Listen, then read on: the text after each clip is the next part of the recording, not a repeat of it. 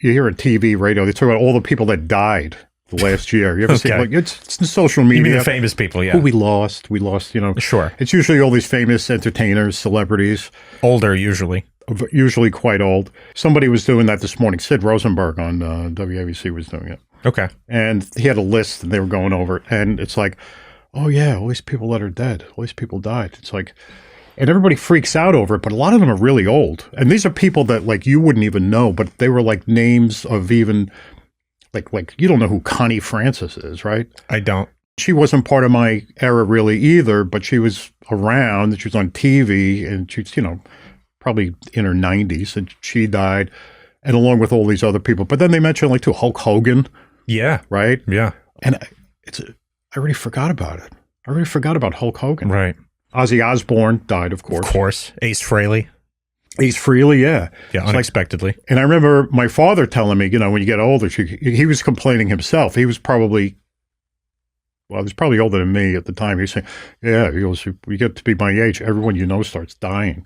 Yeah. You know, all the famous actors and people that you looked up to when they're all dying. They're all old. Yeah, I mean, as somebody who listens to a lot of older rock music, right, especially like Paul McCartney's, like, of course, one of my all-time favorites. Yeah. Every time I see him, not every time, but I think, like, oh man, one day I'm going to wake up, I'm going to read the news. Yeah, nobody wants Paul to die. Sad. Nobody wants him to die. Yeah. I thought that would be a good website. Like, people you don't want to die. No, I don't think so. No. A website, people you want to die, that's more interesting. No, yeah, that's the one that would really take off. Yeah. Yeah. That's the thing. There are people out there who actually want people to die. I find that people really want weird. Donald Trump to die. I find it really, really weird. Sick. Because there are people that I disagree with. Right. You know, across the political aisle, whatever you want to call it, that I think are really harming the country, really harming society, whatever you want to call it, whether it's cultural or political. I don't want them to die. I'm not thinking like, man, that would be a great gift to end the year. I see comments like that online from people. Sick. People are actually thinking that way. Yeah, because they resent them. Right. They resent these people. Yeah, they have anger. They have anger. And they want them to die. Because, here's the thing. When you're resentful and full of anger, there's something in you that doesn't want that doesn't like it. Mm. So if the person were to die, you wouldn't have them around to resent them anymore. That's true. You know what I mean? That's almost a practical explanation. And another explanation is that that's actually evil working through people. It is very evil. Evil wants death. Right. And that's working through people, and they're saying, yeah, I want that person to die. Sure. That's true too. That's true too. Yeah. But you get these people that die unexpectedly, that die. You know, there are a lot of look at recently in recent news, right? You have the Rob Reiner thing. Yep. Right. I can't stand him. No. He was awful. He's just, I mean, I don't hate him. If I hated him, I'd be saying, oh, I'm glad he's dead. Right. But I don't, of course. Nobody wanted to see that, but he was pretty much a creep. You know? I mean, he dedicated the last 10 years of his life to basically destroying both politically and personally Donald Trump. Yeah. Like that was his profession for the past 10 years. Right. Before that, he was an activist anyway. He was an activist, yeah. But he really dedicated himself to destroying, not just politically speaking, but on a personal level, he wanted Donald Trump to suffer. He wanted him in jail. He wanted him destroyed. And that he was obviously a very angry person. He was. And I guess he had an angry family, and they had a horrific event. Yeah. Which is terrible. Yeah, I can't think of a worse way to go. Oh, my God. Than, I mean, you know, watching your child kill you. I can't even imagine that. I mean, it's just, I don't even, you know, I'm sorry I even said those words, but I did. It's a terrible thing. But there are tragedies, and we have to get over them. There are all these tragedies and injustices in the world. You know, 9/11 and things that happen all the time. People die. You have personal illnesses. People get personal illnesses in families. Tragedies happen within families. You have to get over it. And how do you get over it? You can't get over it. If it's already gotten into you, if the anger has already gotten into you, it's already too late. It's already gotten you, you know. But people, it's funny because we look at these things like 9/11, this horrible event, the Brown University thing. Yep. More recently, we had it's lesser publicized, but it's this racing car driver, famous racing car driver, NASCAR driver. Okay. Was in his private jet and it crashed and His whole family was killed. He was killed too. Okay. I mean, these are all things that you look at and you wonder, like, these seem so purposeless, but these tragedies have a purpose. They all do. The big ones, of course, you have those, but everybody's got things in their lives. They have personal tragedies, they have illnesses in families, and children get sick. And what do you mean they have a purpose? Yeah, well, tragedies in the world have a purpose, believe it or not. They have a purpose in that they are temptations to become resentful. And we have to meet them with forgiveness, spiritual aplomb, as it were. And we have to be able to we have to endure those things without them upsetting us and ruining our lives.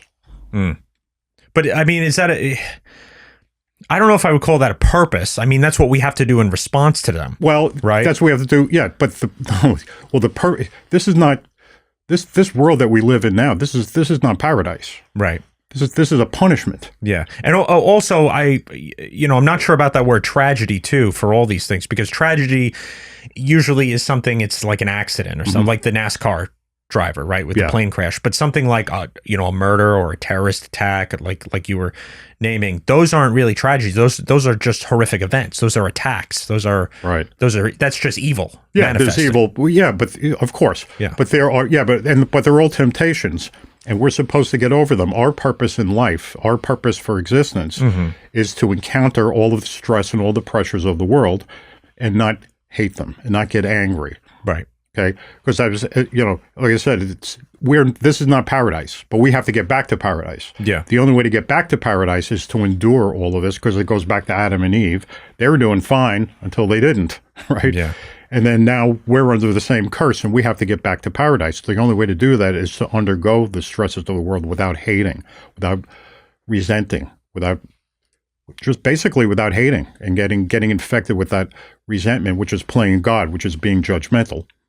Yeah. And a lot of people have a very difficult family life, and that creates a lot of personal resentment. Right. And I feel blessed to have a family that is a bit more cohesive than some other people have to deal with. Right. And of course, I'm still tempted to resent various family members at various points, and personal resentments like that, personal stresses. But this political stress, this societal stress is different. I mean, it's the same thing at its core, but it's a different type in that it applies to everybody. It's something that isn't directly related to you. You read about it on the news, you watch it on the news, and you're tempted to resent it, and you feel like the whole world is crumbling around you, and there's nothing you can do about it. Right. You have no control. You have no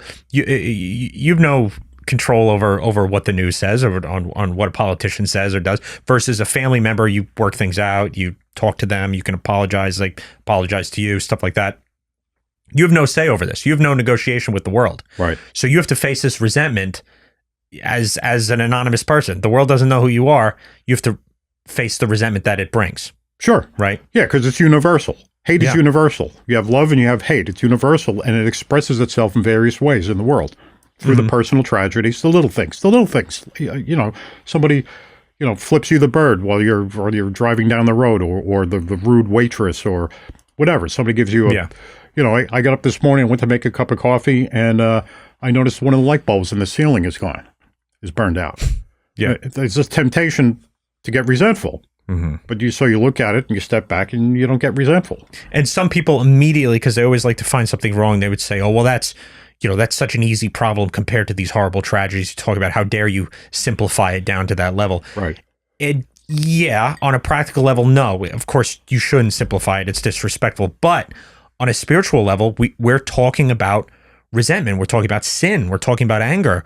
And those are all temptations to resent. Right. They do come from these little things. Yes, they do. That is the stream of life going through it on a daily basis is full of those little things. So the little things count as well as the big things. Yeah. And there is evil in the world. I'm not saying, the light bulb was not evil, but maybe it was. Maybe. I don't know. Well, it's all the little things. Well, it is. I shouldn't even say maybe. It is all of the little things that you don't think that are getting to you, and you just keep suppressing them and suppressing them and suppressing them. Yeah. Then finally, if you don't deal with them properly, before you know it, you're on antidepressants, or you're drinking, or you're drugging, or you're smoking cigarettes, or whatever it is that you're doing. to put out the pain of it. Yeah. You know what I mean? Like even, I don't know what's going to happen with what was right? Nick Reiner, his son. Yeah, Nick Reiner. Mm-hmm. And he was a guy who's, had a lot of mental issues. Obviously. Yeah. I mean, well, he had one big one, of course, but I mean, growing up. Yes. And while he had a history of drug abuse. And we can be respectful of, the parents and that this is a horrible thing that happened to them and, you mourn for them, whatever. At the same time, you look at that and you say, well, they raised a murderer.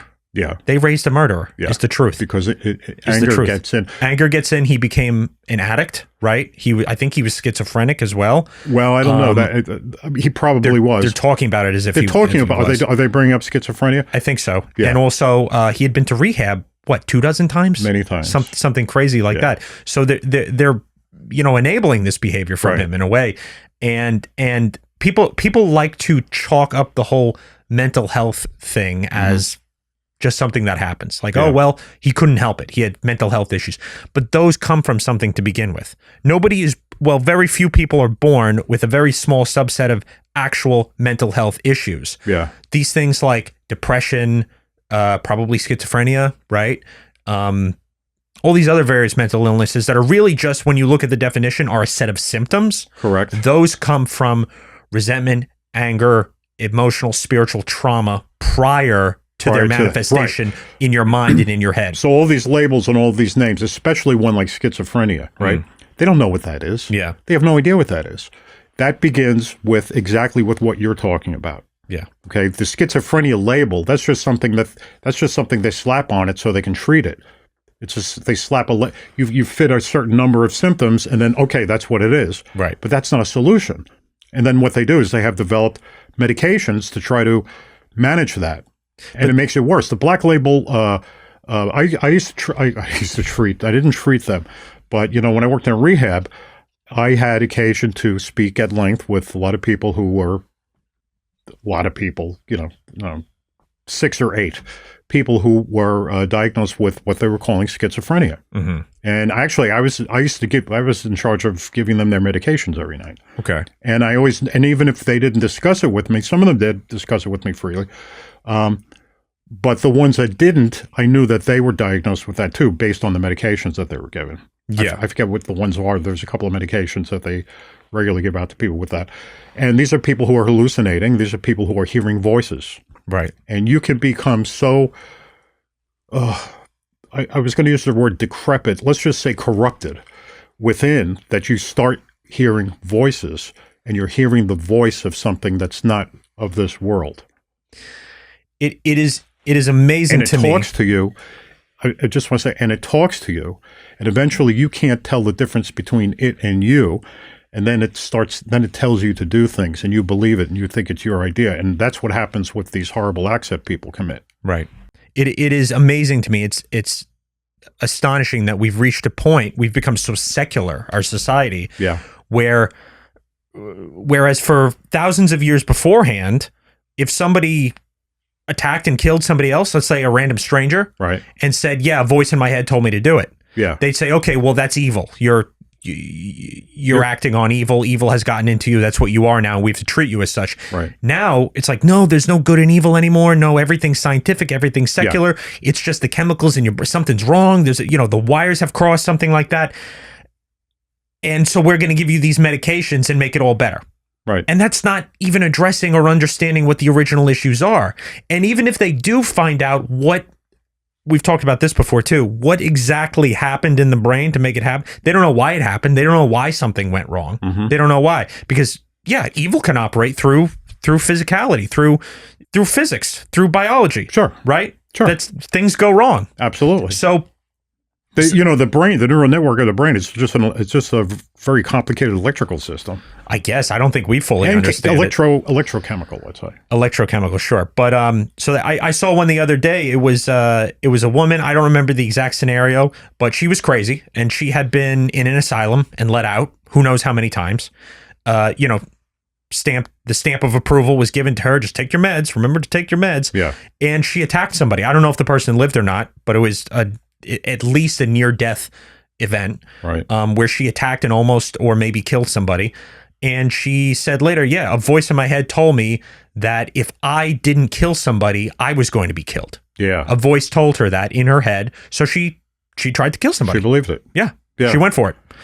Yeah, well, and but to a medical professional, they can't say, well, that's an evil person. That's evil operating through a person. We need to do something about it. Maybe there is things to do about it on a medical level, but if you're not even willing to acknowledge that that is evil, that is just pure evil in operation, you're not going to make you're not going to know what to do with that person. It's not in their training. It's also not in their belief system. No. For many of them. No. For the most part, scientists, great many scientists are basically atheists. It's also become a very sorry, lame, and poor excuse for putting these people in asylums, right, or putting them in really just rehabs. We really don't have asylums anymore, but rehabs, right, where they then get out to commit more violent acts. Right. It's like, oh, no, he's crazy. We can't send him to jail. He's crazy. Right. But it's also considered irresponsible to say, okay, you don't have a medical problem. You have, let's say, schizophrenia. Yeah. There are people, and this mostly goes to religions, that say, oh, he's possessed by the devil. Just go get an exorcism. They're crazy too. They don't know what they're talking about. They don't know how to do that. Yeah. It can be done, but they don't know it. They don't know how. Right. And there's ways to get rid of that darkness within you. It's got nothing to do with smacking anybody in the head and pushing them down in a church with a choir singing or something. And that's true, although at least those people are willing to acknowledge evil. Yeah. And whether they get everything right or wrong, and I know they don't. Right. But it's like, versus these secular atheists who are like, yeah, just give him some medication, put him in a rehab, and then 6 months he'll be out. No, he's going to do it again. Yeah. He's going to do it again. Well, no, he'll stay. Many of them stay on the medications. Sure, but a lot of people don't do it again, but they're placated. I know, but a lot of these people, I mean, they've been arrested literally, I'm talking like 50, 60, 70 times, and then boom, they light somebody on fire, that person burns to death, and it's like, oh, what a horrible no, this person was arrested. This person should not be out on the street anymore. A lot of times they've been in treatment many times, and they're not taking their meds, and they're not doing these things, and they blame that. Yeah. The reason why you've gone off the wire, you've roamed off of the sanity reservations because you're not taking your medications. But the medications weren't helping to begin with. They were just making them, okay, we can manage you now. Right. That's what. No, it's not addressing. It's not addressing the cause. The cause has to. This cause is a spiritual disease. Yeah. So what happens is that happens. You have people who are sort of sanctioning these methods where we're letting people out of jail and just sending them to rehabs, and they're let out of rehab, and then they attack more people dozens of times over. And you have these news stories about these people, and you have people who aren't even directly affected by these crazy people, right, who are becoming resentful and becoming bitter and angry themselves because they're reading about it every day in the news. So even the people who aren't directly attacking people are spreading resentment, spreading hate, making society worse off by allowing those things to happen, which create the news stories that spread the resentment and spread the hate. If you just scroll, it's called doom scrolling, right? If you just scroll through Twitter, X, if you just scroll through it every day and read all the horrible stories and just allow each resentment to hit you and sort of manifest in you, you become a horrible, bitter, pessimistic person. Right. That's what happens to you. Yeah. And it affects your personal life. And you spread that to other people in your personal life too. This is the same effect that I'm talking about with tragedies. These are what you're talking about is actually a little tragedy. It's a little tragedy in that it affects the other person. I just don't like that word tragedy for an actual violent act that's committed. Okay. Because to me, tragedy is supposed to be like an pretty tragic. To me, tragedy is like tragedy is used in the modern day to sort of lessen the blame for an actual act of violence or terrorism, which I disagree with. It's like, no, we need to say that's horrible, that shouldn't happen, and that person's evil. Right. Tragedy, well, it's tragedy. It's like, no, that was murder. Yeah. It's not just a tragedy. Anyway. Go ahead. The Charlie Kirk assassination, right? That was a big one, right? That got me. Yeah. Okay, I had to deal with that. That was really painful. Right. It was painful for a lot of people. And what will happen as a result of that is either some people will grow stronger from having lived through it and become more resilient, more emotionally resilient, more spiritually resilient, more more aligned with God and God's will. Other people will become bitter, resentful, and they may preach those things and talk about the same things, use the same terms, but they're going to become actually more evil as a result. Good people are going to become more evil because they're going to let that resentment in, and it's going to fester, and they're going to become hateful people. They already are hateful people.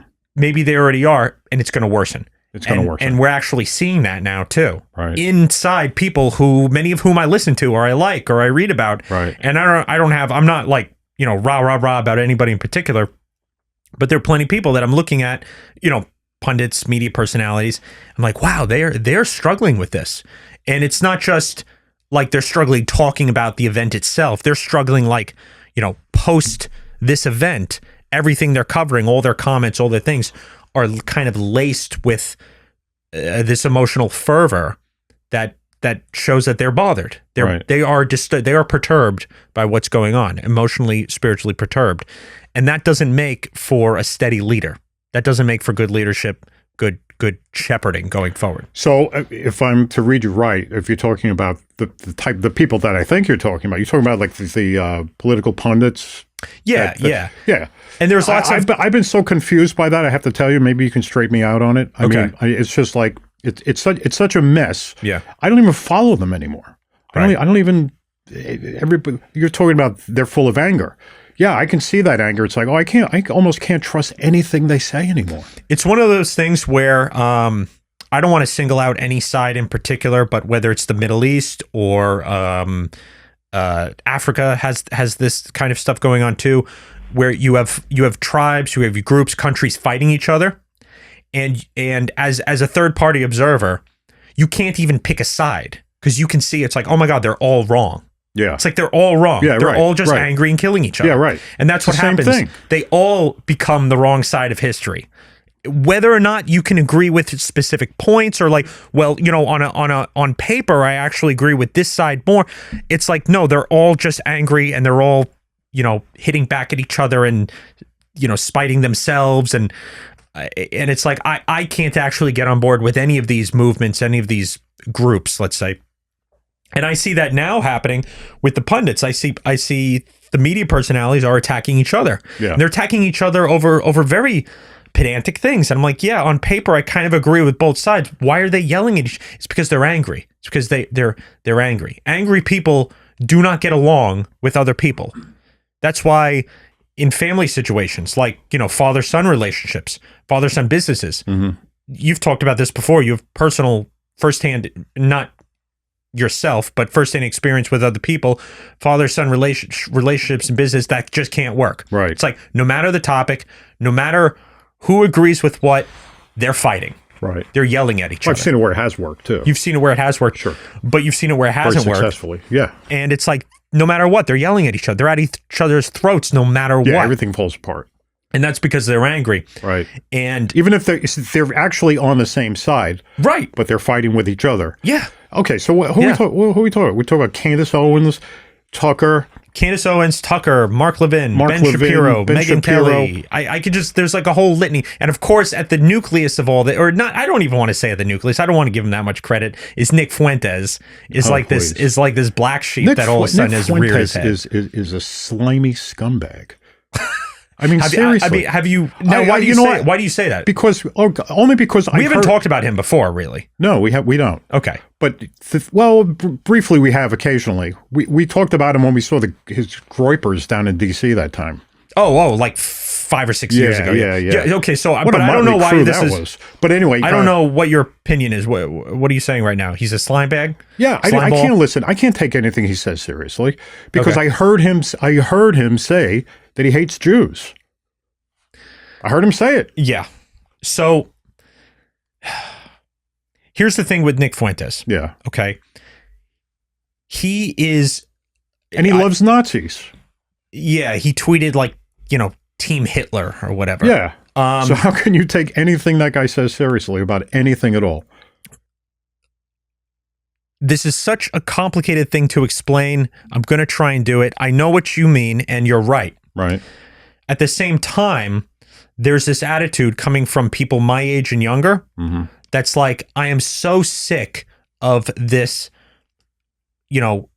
holding hands, globalism, America's bad, we need to be more liberal ideology that has existed and sort of dominated, empathy, all this feminism, whatever you want to call it, for the past 50, 60 years. That some people are doing this on a farcical level even. Some people really think, and that's dangerous, some people really think it. Other people are just like, I want to say the things that we're not allowed to say. Like, like the N-word, right? Right. White people want to say the N-word. Not because it's a good word. I don't use the N-word. But not because other people told me I can't. Because it's a nasty word to use. Just like any slur. I don't call people slurs in general. But the fact that this rule has been set up where certain shades of people can use that word and other shades can't has created a very deep resentment in white people that feel like they're being treated like second-class citizens. Right. It's like, what am I supposed to do here? I'm just not allowed to do so. And that's a very small example, but it's representative of the whole thing. It's like, there are things we can't talk about. There are things we can't say that are just either true or we should be able to say them because you do, and we're not. Yeah. And he appeals to people who are upset by that. Sure. So there is truth in some of the things that he's saying. That's the thing. And he is very funny. He's very charismatic.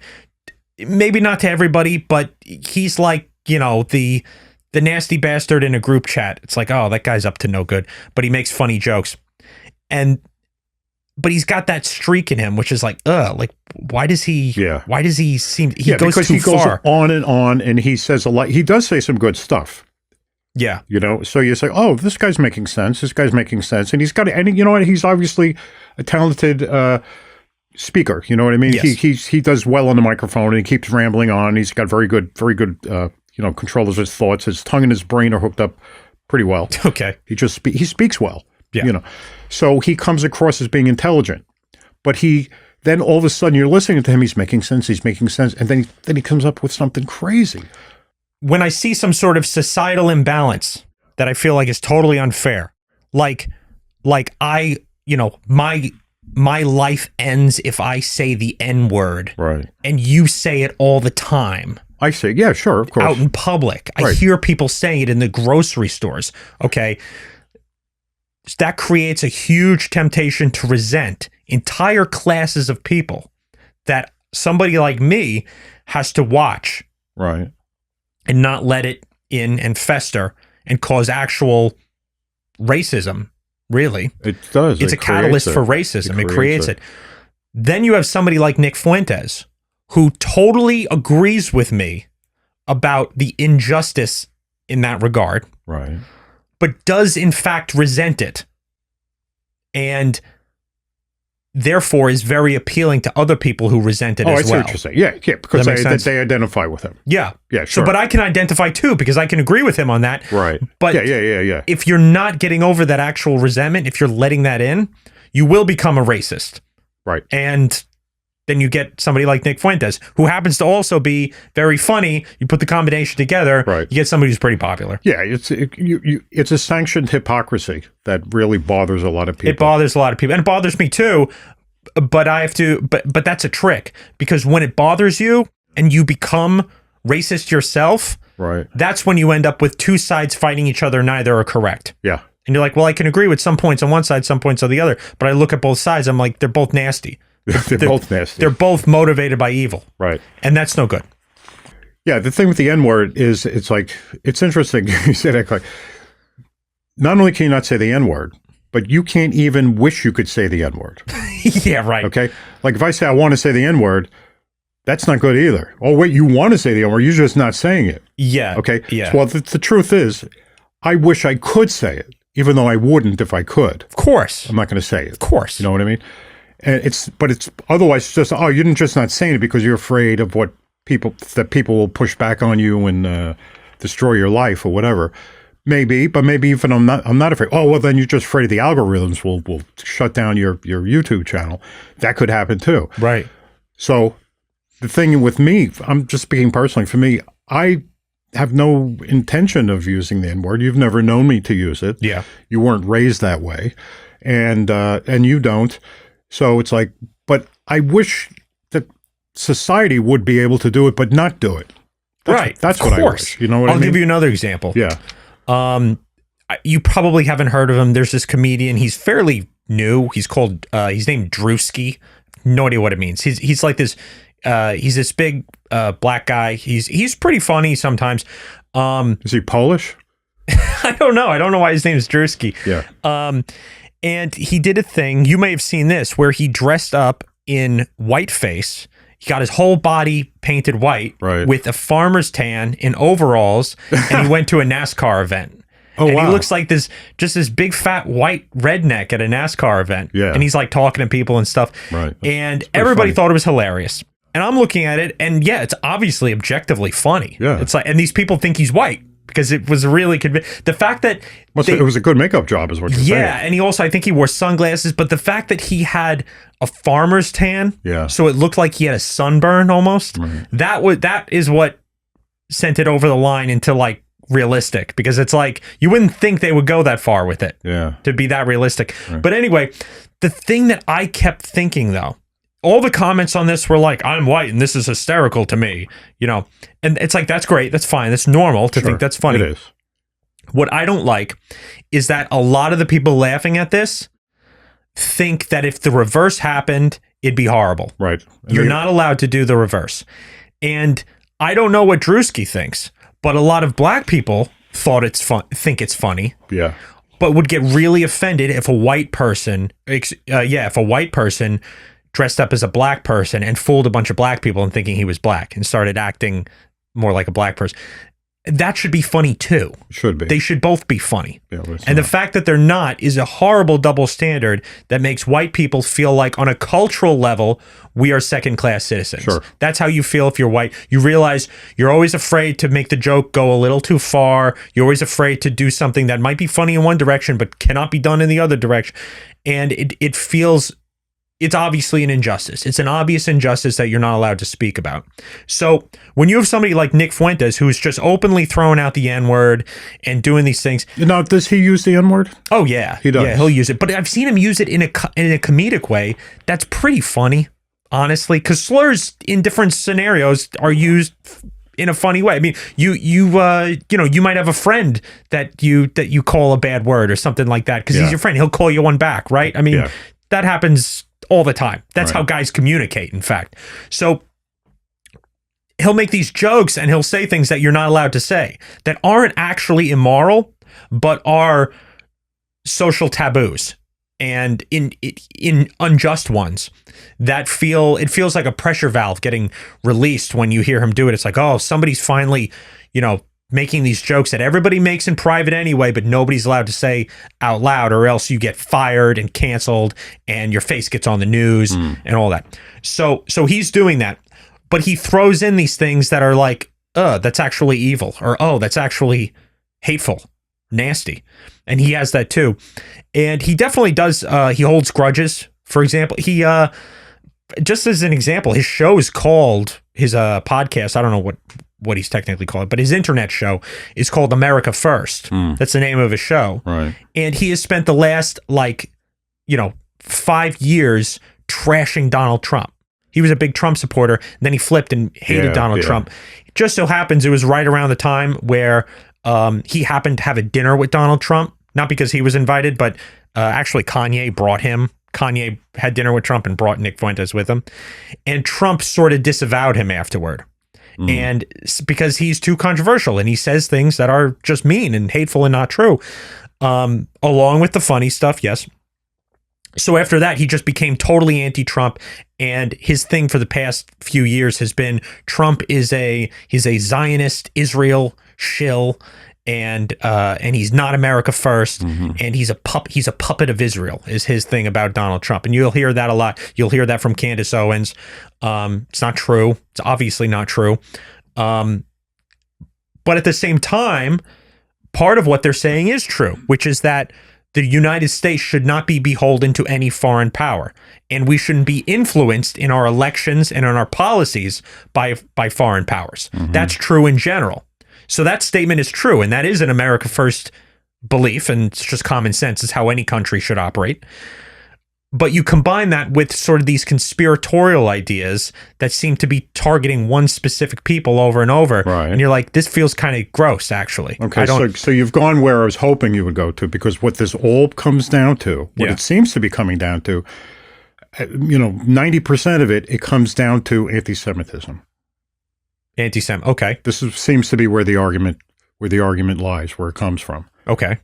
Being pro-Israel or not being pro-Israel. Right. If you're not pro-Israel, you're an anti-Semite, according to them. Yeah. Right. So if you don't support Zionism, wait, who are you talking about right now? Clear it up for me. I'm talking about the people who. I'm talking about the whole mess of them, actually. At the same time, okay, that's where what all of this comes from. Yeah. And then you take someone like, you take a punk anti-Semite like, what's his name? Fuentes. Yeah. You take a punk Fuentes. Nicolas Fuentes. Yeah, you can't make fun of people like that. You got to cut this out. I don't have to. My whole point is I should be able to do a funny Hispanic accent, and they should be a funny redneck accent. Nobody should have a problem with any of it. They don't seem to get mad at it, though. Hispanics, I think they're a little more resilient, but some of them, they don't like it. They're like, no, you can't do that. Yeah, so like the more liberal ones. You take someone like Fuentes, who is just an anti-Semite punk.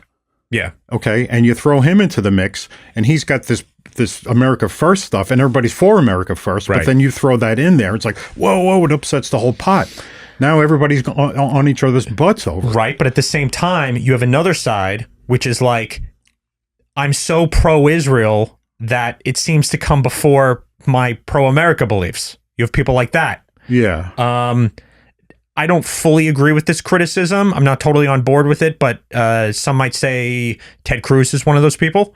I do find it a little strange that Ted Cruz, his mission to be elected to Senate, he wanted to become the most pro-Israel senator in the U.S. Senate. To me, that's a weird thing to be. Yeah. That's a strange goal to aspire to. It's like, shouldn't you be the most pro-America senator? Why are you why is that foreign nation so important to you that to just toy with the idea of cutting funding or stopping funding or sort of, I don't want to say realigning interests, but just assessing where our money's going and making sure that our interests, we are having America's interests served, because we are sending money to Israel, right? Of course we are. That sounds reasonable. Yeah. And then, but you have one side that's just like, oh yeah, the Jews are trying to control the world, and the other side which is like, we can't stop funding the Jews at all costs. And I'm in the middle, like, why can't? Because can I just be an American here? Okay, so yes, you want to be. Look, of course, America comes first. Yeah. America first. That doesn't mean cut. No, it doesn't have to mean that. Absolutely not. It doesn't have to mean we cut funding. Being pro-Israel and helping Israel, that is America first. There's an argument to be made for that, absolutely. Because we have an interest there. Their success in being a nation is tremendously important to our stability, to the stability of that whole area. That's a good argument. And some people say it's actually not as important as it's been propped up to be. Right. As that idea is actually not as true as been purported. Oh, they are completely surrounded by their enemies. That is true. And if they become so weak, they will be annihilated by their enemies. I will tell you the one thing that I don't like. Okay, the truth is the amount of money we send to Israel every year, aside from the past year or two after the October 7th attacks, right? Aside from that, just on a yearly basis, going back however many years now, decades, the amount of money is so paltry compared to what's spent.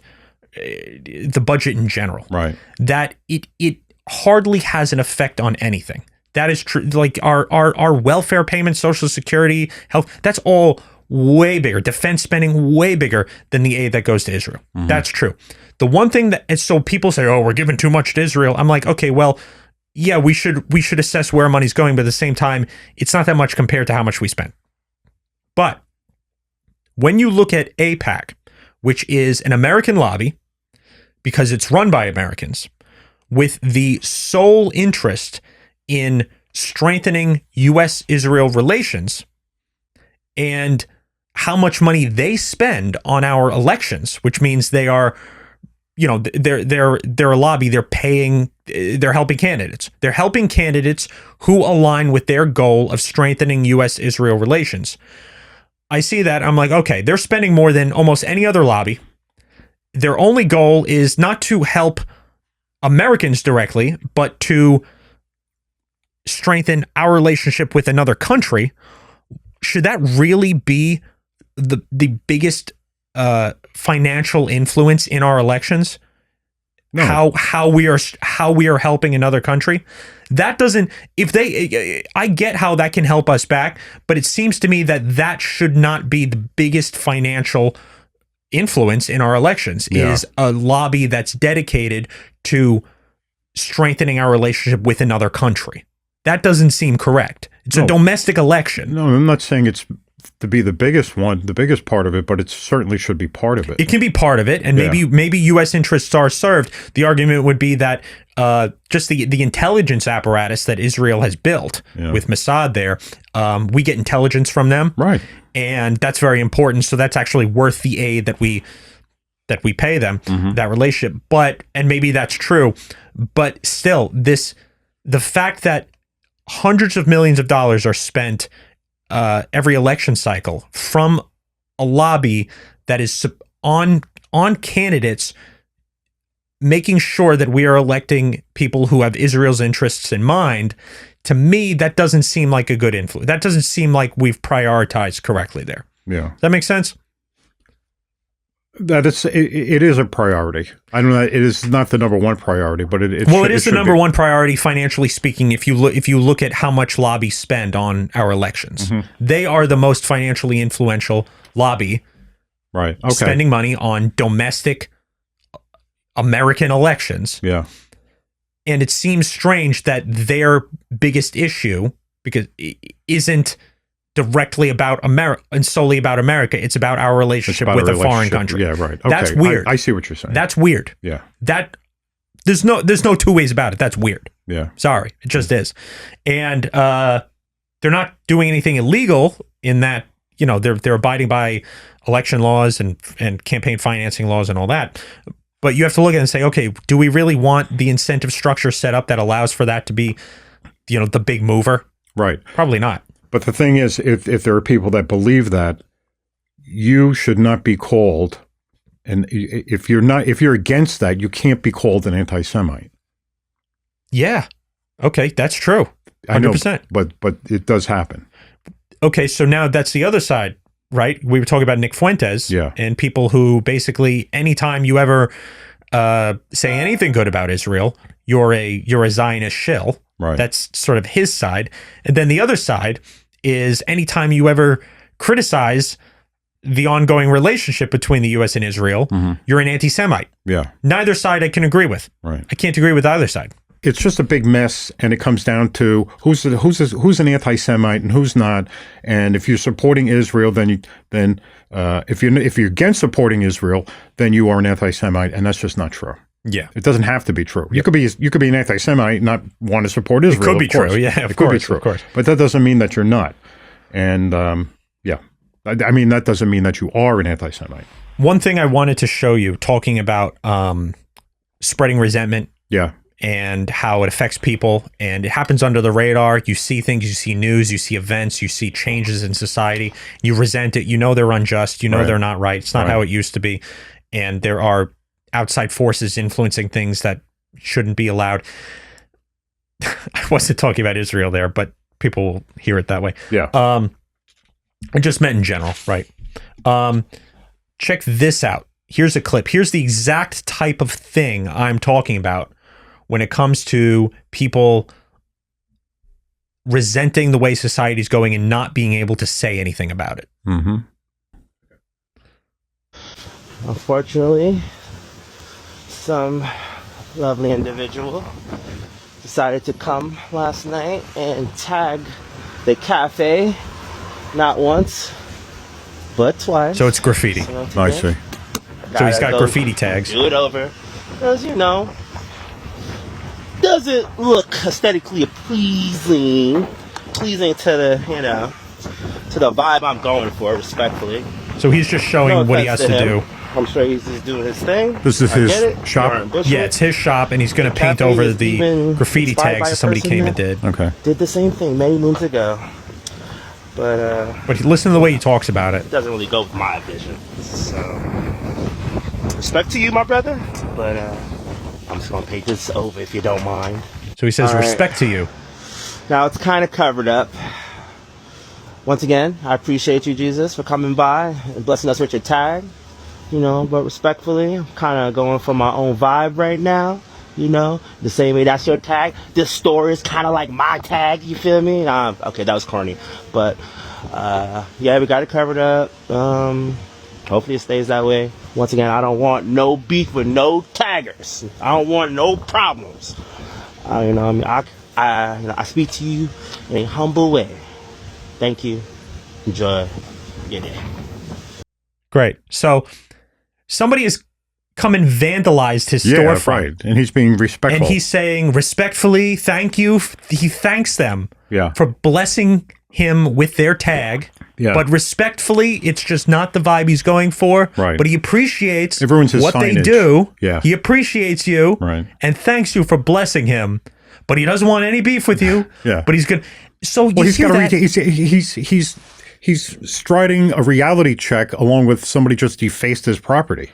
It's like, does he actually think that this person deserves some respect for vandalizing his store? I don't know. Probably not. I think he does. And if you look at the comments, all the comments are like, I can understand both sides here. Yeah. I can understand. Oh, one said like, oh, wow, you were visited by the Jesus Saves tagger. He what a blessing. That guy's a legend. Yeah. And it's like, we're actually honoring people going around defacing property. Right. And not only that, you're not allowed to say, I disagree. I think that guy's a loser. I think he should be brought up on charges for defacing property. Well, he runs the risk of offending two people. You mean the store owner? The store owner. First of all, the people who think that graffiti artists sort of have free expression. Yeah. And the other is people who love Jesus. You know? Well, that's true too. Yeah, and it is funny that you're using Jesus' name while you're vandalizing a building. It's kind of funny. Yeah. But I mean, they do have free expression, but you can't do it on somebody else's property. No, you can't do. You can't do that. That's not free expression. Yeah. Yeah. You know, so you see something like that, and it's like, wow, we're actually at a point where you're supposed to respect and openly appreciate the graffiti artists for painting over your store. No, you're not supposed to. But I'm saying that feeds the resentment that's in people like me, right, who know that that's wrong, right. And then here's somebody like Nick Fuentes who's going to scream about it, make some jokes about it, which are 100% true, then throw in some nastiness too that's like, ooh, I don't like that. But if you're resentful, it'll appeal to you. You'll like it. Right. So, well, I'll show you here. Take a look at, I'll show you some, well, here, take a look at. You grew up with graffiti. Yeah, I did. I'll show you the kind of graffiti I grew up with. Sure. Look at 87. There's the graffiti I grew up with. Oh, my God. Okay. That's a New York City subway system. And probably, now it's funny because where I got this picture from, I think that's, okay, I'm not sure if this is him or not. I think that might be him. But this all started back in New York. And now, that's not an exaggeration. That's like actually what the New York City subways look like inside and outside. I don't have any outside ones, but they used to paint these huge. What decade? What year are we talking? This would have been the 70s. Yeah. Yeah, probably mid 70s. Right. To the late 70s, well into the 80s. And there was a time when I grew up that there was no graffiti problem. Graffiti's been around forever, right? I mean, they had a graffiti problem in pre-Hitler. What was that? The Weimar Republic. Yep. Republic. They had problems in Berlin when graffiti was all over the place. Sure. But I mean, this is a different type of graffiti. Well, that was like political statements, against labor. Yeah. Oh, what's the one with his hands coming up in the nose? Yeah, Elroy. Elroy was here. Yeah, that goes back to like World War II, I guess. Yeah. I think that's mostly on like rubble and stuff. I'm not sure though. Yeah.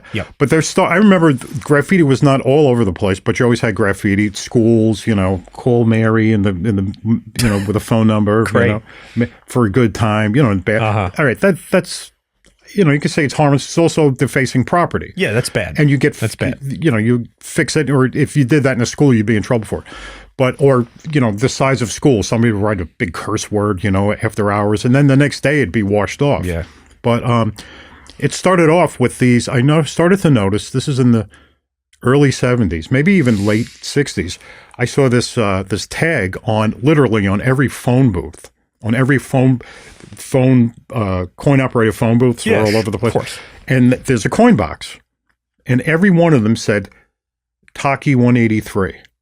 TAKI 183. Oh, that's like a famous one. It's a famous one. Yeah, well, he was the first one. Yeah, I've heard of that. And I started seeing them, and then I started seeing them more. And then after a while, there's absolutely no phone in New York City did not have that. Oh, yeah. Okay. Then you would see it on subway cars, in subway cars, outside of subway cars. There were subway cars that were like, Taki 183 was the entire length of the car. Yeah. This one person was doing all this. Right. He became famous. Yeah. For it. Yeah. He's a tagger. He's tagging. He's tagging. And then all these other taggers started coming along. And they would paint up then they would paint up neighborhoods. They would paint up storefronts. You couldn't see a store. Right. It was that bad. And now that is terrible. That is blight. That's blight. That's social blight. Yep. And people got resentful for that because then a lot of politicians in New York City at that time saw that as a voter base. Oh, yeah, okay? I know. That's what they do. They appeal to it. They appeal to it. They appeal to the depravity. Really. Correct. Well, it started right because it corresponded with hip hop culture and breakdancing and all that stuff. Yep. And then people would get their own tags and they put them up. And some of them weren't great artists, but some of them actually had skill and talent. So they would actually get permission to paint, or they didn't get permission, but they would paint a mural somewhere, like cover an entire side of a building, and the building owner couldn't do anything about it because it was thought of as being, they are culture, this is a culture and they're expressing themselves in this artistic expression. But it's someone else's property. It's someone else's property. So the premise of your art is that you are ruining somebody else's belongings. Correct. That is the premise. And it became a cult of decay. It actually became a cult, a graffiti cult. Yeah. Where these people would be painting and they had clubs and they had gatherings and exhibitions and everything else. And it all came down to politics, and they made it very racial. Yeah. Because if you were against riding a subway car like that, then you were white and you were against blacks. Right. That's the way it came. And so they create that division. They take advantage of that resentment. They take advantage of it, but I will say, yes, if you hate blacks, something is very wrong with you. Correct. That is 100% true. Right. You cannot ignore the fact. You hate anybody. That is true. You cannot ignore the fact that it comes from black culture. Right. That is the culture that they are embracing. Mm-hmm. Many of them, not all of them. Blight on subway cars, on storefronts, mm-hmm. on brick walls. They're going to write things. They're going to deface property that's not theirs. That became a cultural symbol of the black community. Mm-hmm. So you can't say you can't turn a blind eye to that connection either. You have to say there's a real problem there that needs to be addressed. That's true too. That's true too. Now, if you let that turn into racism, now you have a problem. But you also can't be ignorant to the fact that it is highly correlated and actually stems from black culture to begin with. Right. It's not white culture that is doing that. Right. That's not the culture that, I'm sure some white cultures do. Like you pointed out, even before the hip hop era, before the 60s and 70s and all that. Right. There was graffiti. Graffiti did exist in some ways. Of course. But it wasn't embraced as a cultural symbol that should be something to aspire to. Right. Is become a graffiti artist. Let's all tag things. Well, what's wrong with, there's nothing wrong with that style of painting. They had different styles and they had, different motifs that they would, I get it takes skill, 100%. A lot of skill. 100%. So, get some giant, I don't know, build your own wall. And some people do. Some graffiti artists do that. They do. But then there are others that say, no, the point of it is it has to be somebody else's property. Right. There are those that say that. I've seen that statement before too. Yeah. So then it doesn't count. So when you have, to tie it back to what I was saying before, when you have one group on one side, I'm just talking, you could say liberals and conservatives, but even within sort of conservatives in general, one side that's like, well, that's the third rail. We're not even touching that. The fact that, yes, we all actually know that it's the black community that does this, but you're not allowed to say this. The most they'll say is I'm against graffiti, but I won't go as far to say as, and that's a problem because the black community has embraced it, because that's too far and that'll get me labeled a racist. You got one side on that side, and then you got the other side saying, no, I actually hate black people because they do that. Both, I don't want to be either side. Right. Neither side are living in reality. One side is scared, the other side is angry. And I don't want either of them. Yeah. I don't want either of them. The anger exists before this, though. If you're capable of hating blacks because of that, then you're just a hateful person to begin with anyway. Okay. You're just taking, that's just the vehicle that you're expressing it for. Right. Expressing it into the world for. Right. With. Right. So that's what, then it got cleaned up. Did you ever hear of are you familiar with the broken windows broken windows policing? Yeah, theory. Yeah. Yeah, it's not a theory. It actually was implemented and worked. Oh, okay. In New York City, because all this stuff got cleaned up. Yeah. When Giuliani got in, I think it was it's the idea that by allowing those types of things. Right. Do you know what it is? Can you explain it succinctly? I do. Yeah. Okay. What is it? Yeah. Well, first of all, it's a metaphor, right? Yep. So you have a building with a broken window, right? Yes. And if you let it go, soon all the windows will be broken. Because people will figure, well, nobody cares, and then all the windows in the neighborhood get broken, and then the whole neighborhood just starts to deteriorate. Right. It's basically slippery slope. Slippery slope, right? Yeah. So Giuliani got into office, and William Bratton was the police commissioner at the time, and he put in what they called this broken windows philosophy, which I think started years before. I think it was, they didn't invent it. They invented the term was invented by somebody who wrote an article in a magazine or something. And but anyway, it was by actually going after small crimes in the streets, going after the graffiti, cleaning up the graffiti, and not letting it get painted back again. Right. And actually putting people in jail and arresting people, fare beaters, going after the fare beaters, going after the small street crimes. Turnstile jumpers? Turnstile jumpers. Yeah. Which people do now all the time. Yeah. Because we're back to that now. Yeah. Oh yeah. And I don't know if graffiti's been on the rise. It certainly is not getting back to that. But that's where that whole idea came from, right? And it's almost like it's like a permissive parent. You let your kid get away with little things, and then they get away with bigger things, and bigger. Before you know it, you have a monster on your hand. Yeah, and that's what that became. It is just like raising children, and it is funny that people can't intuitively understand that. No, you can't let your kid get away with the small stuff. Right? So he's going to try the big stuff. You're going to raise a nightmare. The kid's going to be a nightmare when they're a teenager, and then they're going to be a bad adult. Right. Because you let them get away with the small stuff. Yeah. It's just true. That is absolutely true. And it creates resentment within the home, within the family, and that's when families fall apart. And we've seen families that have fallen apart, and this is when the city fell apart. So the key is this. You have to be able to not resent. You have to step back from the temptation to resent when you see stuff like this, like this graffiti. Mm-hmm. You also, and by doing that, you won't have to either embrace hatred and say, yeah, I'm a racist now, and you won't have to turn a blind eye to it and pretend that there's no correlation, there's no pattern that exists that you really do recognize. Right? Because people do both. People do one or the other is what they do. And that's in reaction to their own resentment. They either run from it because they're scared, or they embrace it and become resentful. And if you step back from that resentment, you can see the truth, and you can do things, you can say things, you can have opinions about things which are true, but are not totally reactive to the negative events around you. I'm going to ask you something. It may come as a surprise that I bring this up. Yeah. You and I were walking down the street in Washington, D.C. one day. Okay. I don't know where we're going. I don't remember. It was a few blocks up from the White House. And I know we were going for Chinese food. Okay. And we were on, I think, 14th over there. And we saw a huge graffiti mural. It said, "Say her name." I kind of remember that. And you remember that? Kind of, yeah. Did you get resentful at that time? I remember "Say Her Name." I think that goes back to there was a Breonna Taylor incident. This would have been about that time. It's classic trying to hype up the idea that cops hate black people. That's what it is. Okay. So yeah, sure. I'll say yes. You did? I'll say yes. I don't fully remember. I think. Tempted to. Yeah. Because that's hyping up this idea that whites are racist and we need these policies in place. We need reforms, as if black people are somehow not treated fairly by police. Right. And that's just not true at all. Right. It's just not true. So that's all part of that campaign, that social campaign that I totally disagree with. So yes, I probably would have at the very least chuckled at it and disagreed with it. At the very most would have become resentful at it, probably somewhere between the two. I probably saw a temptation to resent. Now, how about the big giant Black Lives Matter in front of the White House, or block up from the White House? Yeah, that's another one. That's another one. That started as graffiti. How about in front of Trump Plaza?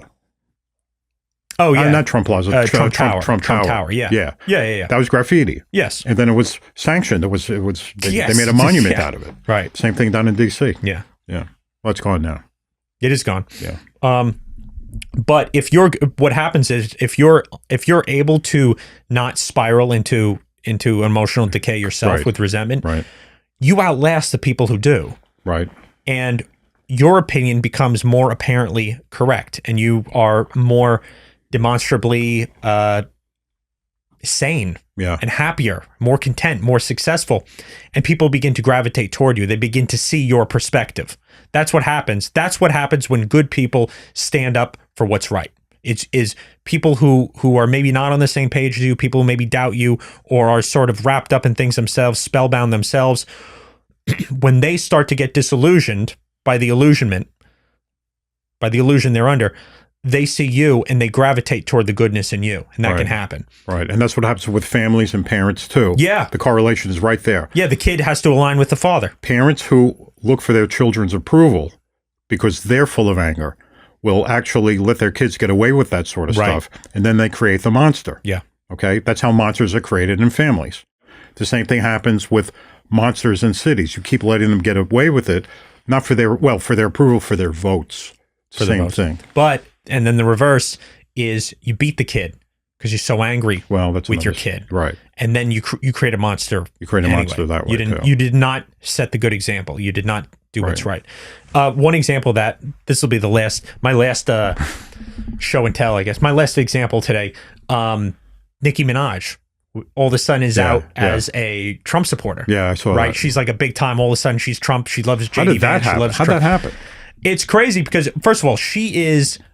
You called JD Vance an assassin. That was a bit of a mistake. That was a flub. Okay. Yeah. But anyway, she's the biggest rapper. Yeah. She's the biggest female rapper. Excuse me. Is she the biggest?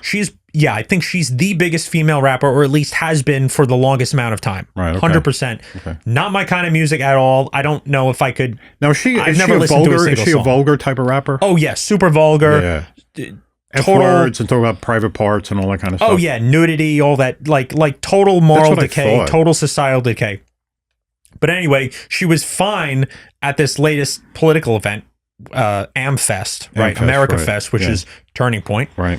And I just want to point something out because she, like everybody else in her industry and most black people, starting in 2015, 2016, hate Donald Trump. Yeah. Right. That's how she started out because that was the thing. And I just want to point out, here's from 2016, an interaction indirectly between her and Trump. Okay. So this is almost 10 years ago now. Yeah. This is before he's elected? This was... The first time? Yeah, April 2016. Oh, wow. So before he's even elected, he's just a candidate. Okay. But he's doing the things, Muslim ban, the coming in, this, so everybody hates him at this point. Right, everybody in Hollywood. Okay, Hollywood. Okay, obviously not. Yeah, the silent majority, but yeah. Right. So here's him at a, I don't know, some sort of gala. Some big performers tonight. Is there anyone in particular that you're excited to meet? Well, tell me, who are the performers? Nicki Minaj. You got Ariana Grande. Good. Are you fans of either? I think they're both terrific. I just talked to Donald Trump, and I told him that you were performing tonight. I asked him if he was a fan of yours. Oh. What do you think he said? He probably said, "Who's that?" No, he didn't. He said he's a fan. Really? Donald Trump? Surprise you? Yes. So I just want to point out, 10 years later, she's on stage, probably one of the biggest, most influential rappers of the past 20 years, supporting Donald Trump. And it starts with him, probably have heard of her before, almost definitely doesn't know her music, right? I mean, come on. I wouldn't think so. But say, are you a fan of hers? And say, she's I think terrific. she's great. She's great because he hasn't, he has no beef with her. Right. Now, if he had a beef with her, now that'd be different. But if he resented her, or just resented, I see, rap music in general, like a lot of people do, he wouldn't have had that kind of response. But you could tell she was like surprised that he wasn't either completely unfamiliar with her, or like the fact that he was willing to say something nice about her surprised her, and that plants a seed. That plants a seed in people that is impossible if you're wrapped up in resentment, hatred, anger, fear. Yeah, when you meet somebody that's not resentful and not full of hate, it's like a breath of fresh air. You don't know what to do with it. I mean, if you don't know what to do with it. It's not a breath of fresh air. It's surprising. Maybe I don't know to a hateful person. Sure. Yeah, I'm not saying she's a hateful person, but I'm making that comparison. When you run into somebody who doesn't respond that way. Yeah.